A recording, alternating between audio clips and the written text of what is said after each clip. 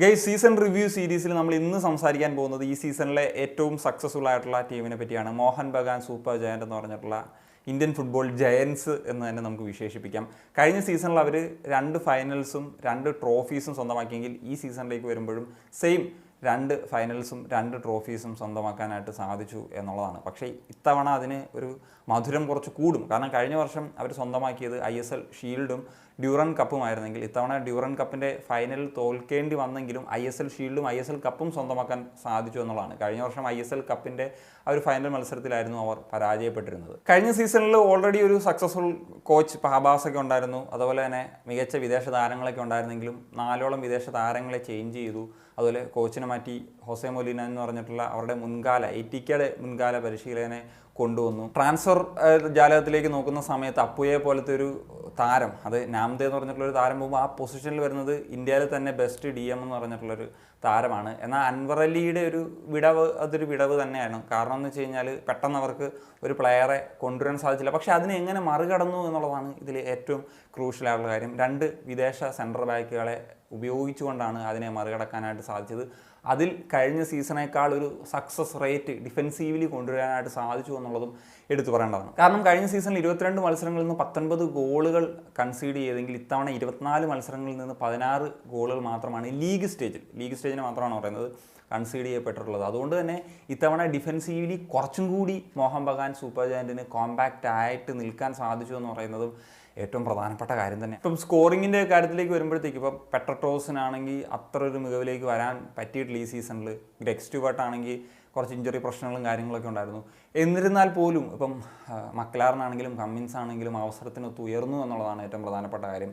Even Manvir Singh ആണെങ്കിലും 9 goal contributions ആണ് അദ്ദേഹത്തിന് കൊടുക്കാനായിട്ട് സാധിച്ചത്. പിന്നെ എല്ലാത്തിലും ഉപരി ആസ് എ കോച്ച് എന്ന നിലയിൽ ഹോസെ മൊലീന എന്ന് പറഞ്ഞിട്ടുള്ള പരിശീലകന് ഇത്രയും സ്റ്റാർ സ്റ്റഡഡ് ആയിട്ടുള്ള ഈ ഒരു സ്ക്വാഡിനെ കൃത്യമായിട്ട് ഉപയോഗിക്കാൻ സാധിച്ചു എന്നുള്ളതാണ് ഏറ്റവും പ്രധാനപ്പെട്ട കാര്യം. കാരണം ഈ പറഞ്ഞല്ലോ, ഇത്രയും സ്റ്റാർ സ്റ്റഡഡ് ആയിട്ടുള്ള ഒരു സ്ക്വാഡുള്ള നിലയ്ക്ക് ആ ഒരു മാനേജിങ് സ്കില്ലെന്ന് പറഞ്ഞു കഴിഞ്ഞാൽ വളരെ ഇമ്പോർട്ടൻ്റ് ആണ്. അല്ലെങ്കിൽ ഒരുപാട് പ്രശ്നങ്ങൾ ഉണ്ടാകാൻ പോകുന്നൊരു സാഹചര്യമാണ്. പക്ഷേ അതിനെയൊക്കെ കൃത്യമായിട്ട് യൂട്ടിലൈസ് ചെയ്യാനായിട്ട് സാധിച്ചു. അതുകൊണ്ട് തന്നെ ഒരു ആധികാരികമായിട്ട് തന്നെയാണ് അവർ ഷീൽഡ് വിൻ ചെയ്യുന്ന തലത്തിലേക്ക് വന്നത്. പിന്നീട് പറഞ്ഞ പോലെ ISL കപ്പും വിൻ ചെയ്യുന്ന സാഹചര്യത്തിലേക്കൊക്കെ വന്നത്. ഇതിൽ ഏറ്റവും പ്രധാനപ്പെട്ട മറ്റൊരു കാര്യം പറയേണ്ടതെന്ന് വെച്ച് കഴിഞ്ഞാൽ ഏറ്റവും ലീസ്റ്റ് നമ്പർ ഓഫ് പ്ലേയേഴ്സിനെ ISL ഉപയോഗിച്ചിട്ടുള്ളൊരു ടീമാണ് മോഹൻ ബഗാൻ. ആകപ്പാട് 21 പ്ലേയേഴ്സിനെ മാത്രമാണ് ഉപയോഗിച്ചിട്ടുള്ളത്. ഇപ്പോൾ കേരള ബ്ലാസ്റ്റേഴ്സിൻ്റെ കാര്യം എടുത്ത 29, ഈസ്റ്റ് ബംഗാൾ 32, ഇങ്ങനെയൊക്കെ നമുക്ക് കാണാനായിട്ട് സാധിക്കും. ഇപ്പം നമ്മളെപ്പോഴും പറയുന്നൊരു കാര്യമാണ് മോഹൻ ബഗാനെ സംബന്ധിച്ച് നോക്കുമ്പോൾ ഒരു 2 ടീമിനുള്ള ഒരു പ്ലേയേഴ്സ് ഉണ്ട് എന്നുള്ളത്. പക്ഷേ ഇപ്പം 21 പ്ലേയേഴ്സ് എന്ന് പറയുമ്പോൾ പോലും എണ്ണത്തിൽ 2 ടീമിനുള്ള പ്ലേയേഴ്സ് ആകുന്നില്ല. ആ ഒരു രീതിയിലാണ് അവർ ഈ ഒരു സീസൺ കളിപ്പിച്ചത് എന്നുള്ളതാണ്. അപ്പം അത് നമുക്ക് എടുത്തു പറയേണ്ട ഒരു കാര്യമാണെന്ന് തോന്നുന്നു. അതാണ് ഞാൻ പറഞ്ഞത്, ഹോസെ മൊലീന എന്ന് പറഞ്ഞിട്ടുള്ള പരിശീലകൻ്റെ ഒരു മാനേജിങ് സ്കില്ലെന്ന് പറഞ്ഞാൽ. ഇപ്പം മിഡ്ഫീൽഡ് നോക്കിക്കഴിഞ്ഞാലാണ് അത്യാവശ്യം നല്ല സ്ക്വാഡ് ഡെപ്ത്. ഞാൻ ഇന്ത്യൻ പ്ലേയേഴ്സിൻ്റെ കാര്യം മാത്രമാണ് കേട്ടോ പറയുന്നത്.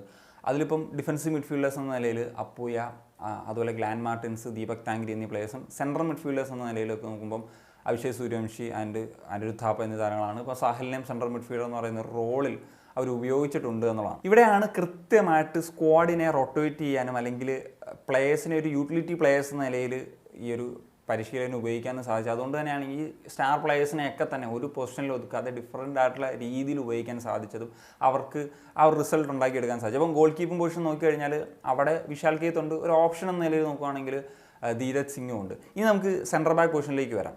ആകെ ഒരു ഇന്ത്യൻ സെൻട്രൽ ബാക്ക് എന്ന നിലയിലുള്ളത് ദീപേന്ദു ബിശ്വാസാണ്. അപ്പോൾ ഈ 2 ഫോറിൻ സെൻട്രൽ ബാക്ക്സ് കളിക്കാത്തൊരു സാഹചര്യത്തിൽ ദീപേന്ദു ആണ് അവിടെ കളിക്കുന്നത്.